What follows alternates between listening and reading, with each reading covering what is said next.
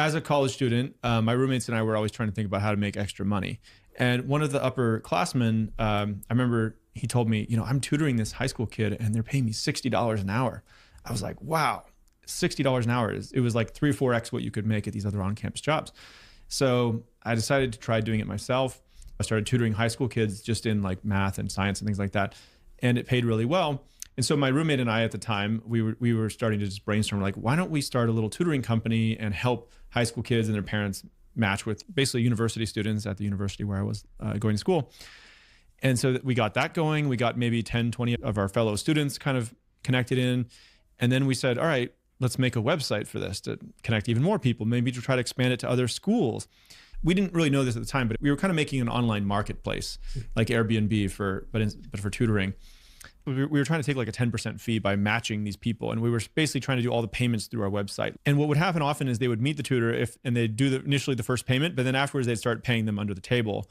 And so I realized at a certain point, we were basically just getting in the way.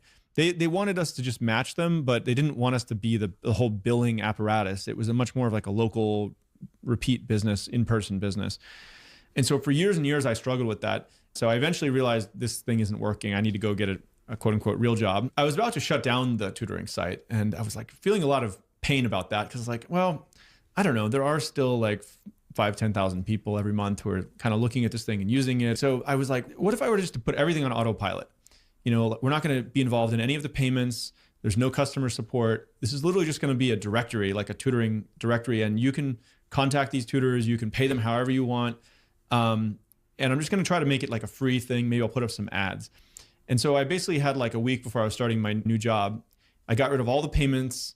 I messaged all the people using it. I was like, you can pay now people directly. And I did one more thing at the last hour, which was I said, if you want to have like a featured profile as a tutor with like a little featured badge and come up first in search results, then you can just pay $10 a month. And that was it. And I basically stopped looking at the website and I went to go focus on my new job. And every year thereafter, the site doubled after I made that change. And so basically, I guess the lesson was stop trying to extract value and start trying to create more value. Later, somebody ended up acquiring it for maybe like $2 million or something. It was like a 7 or 8 year base hit outcome where for years, 5, 6 years, I was struggling to get anything to work.